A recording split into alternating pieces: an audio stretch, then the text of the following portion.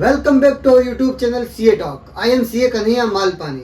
सबसे पहले मैं आप सबको बहुत बहुत थैंक यू बोलना चाहता हूँ कि प्रीवियस वीडियो में आपका बहुत ही अच्छा रेस्पॉन्स रहा है।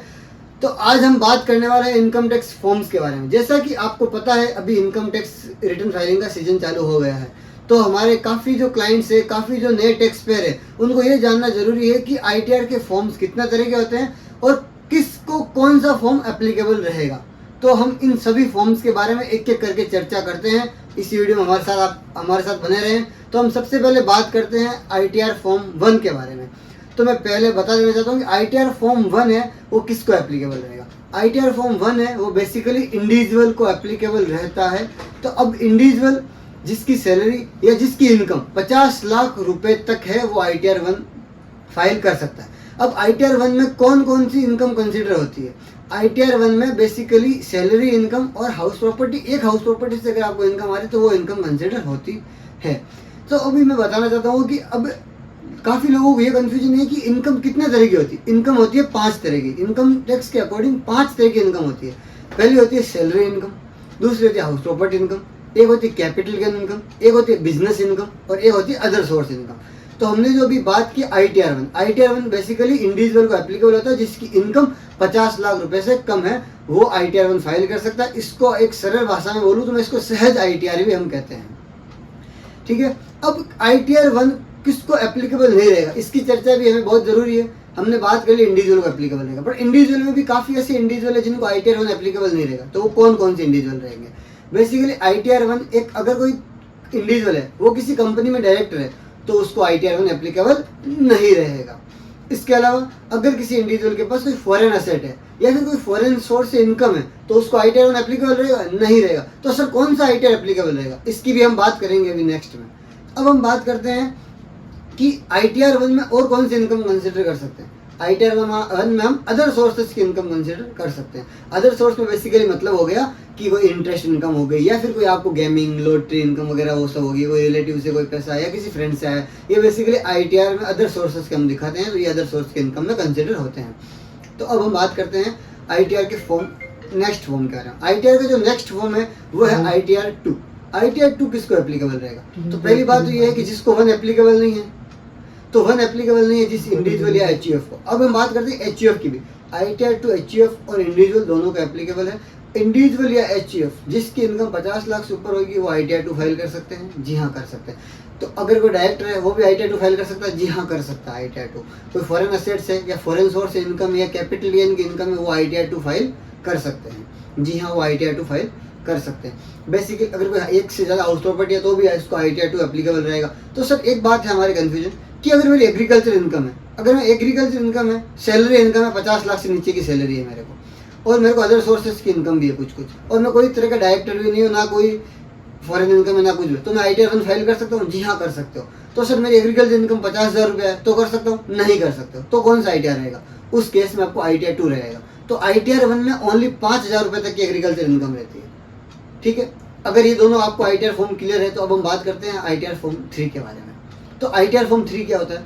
आईटीआर फॉर्म 3 बेसिकली इंडिविजुअल्स के लिए होता है जिनको बिजनेस इनकम है या कोई प्रोफेशनल की इनकम है, उनको आईटीआर 3 एप्लीकेबल रहता है।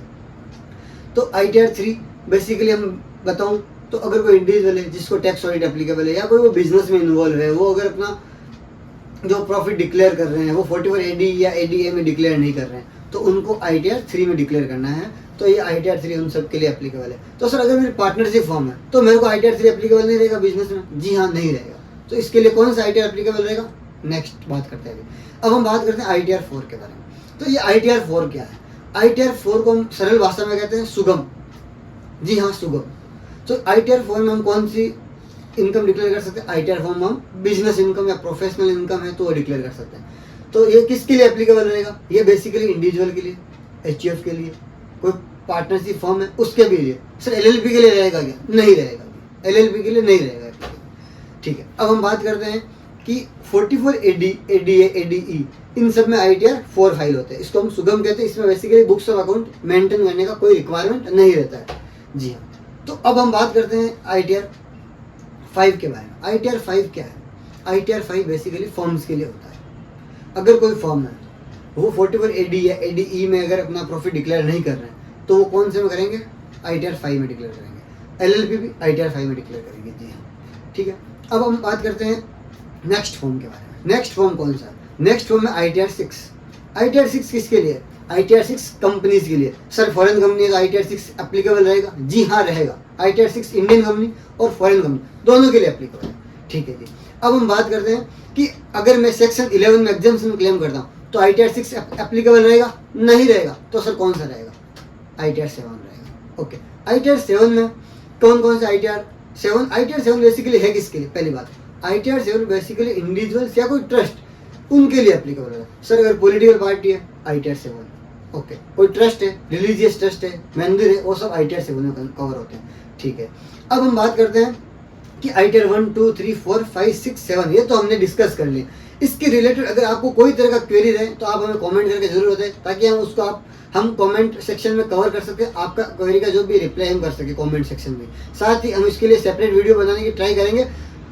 और उसके अलावा अगर आप हमारा चाहें तो आप हमारे व्हाट्सएप पे हम आपको मैसेज भी कर सकते हैं। हम आपको उसकी लिंक डिस्क्रिप्शन में दे देंगे। साथ ही हम डिस्क्रिप्शन में 2 लिंक और देंगे।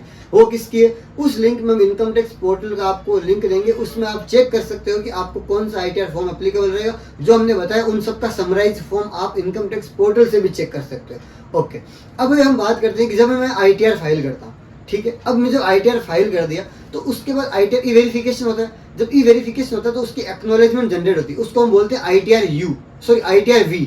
तो ITR U क्या है? ये एक नया अभी फंडा है। ITR U क्या है? ITR U बेसिकली है कि 139(8)(a) के अंदर जब रिटर्न फाइल करते हैं तो उसको हम बोलते हैं अपडेटेड रिटर्न।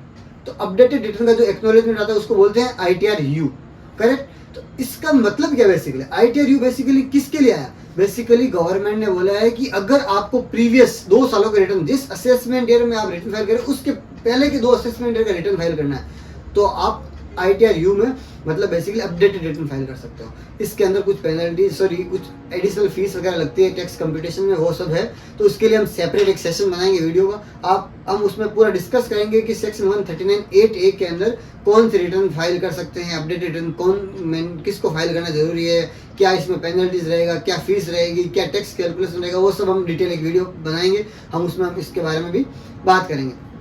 तो गाइज अभी हम एक समरी कर लेते हैं कि ITR के जो फॉर्म्स है इसकी एक समराइज वे में हम बात कर लेते हैं। तो ITR 1 बेसिकली किसको एप्लीकेबल रहेगा?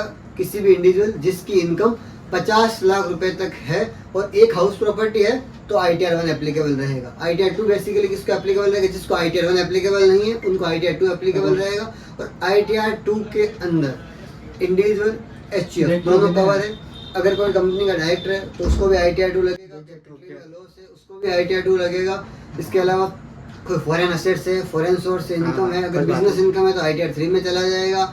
ठीक है, तो ये सब हम ITR 2 के बाद। ITR 3 basically business and profession के लिए ही ITR 3 होता है। ITR 4 भी बिजनेस एंड प्रोफेशन के लिए है, बट प्रिजम्पटिव सेक्शन में अगर किसी को रिटर्न बनना है तो ITR 4 रहेगा। ITR 5 की हमने बात की, LLP हो गया, फॉर्म्स हो गए, एसोसिएशन ऑफ पर्सन हो गया, आर्टिफिशियल जुडिशियल पर्सन हो गए, उन सब के लिए ITR 5 हो गया। ITR 6 में कंपनीज कवर होती है और ITR 7 में होते हैं ट्रस्ट। जी हाँ, कुछ ट्रस्ट ITR 5 में भी रिटर्न फाइल करते हैं। जो ITR 7 में कवर नहीं होते उनको ITR 5 में रिटर्न फाइल करना होता है। ठीक है, thank you so much, thanks for watching the video. Like, share and comment and also subscribe to our channel. If you have any doubt, so please write down in the comment section. We will try to resolve your query, and also you can WhatsApp to us. Also I am giving the link for the ITR forms in the description.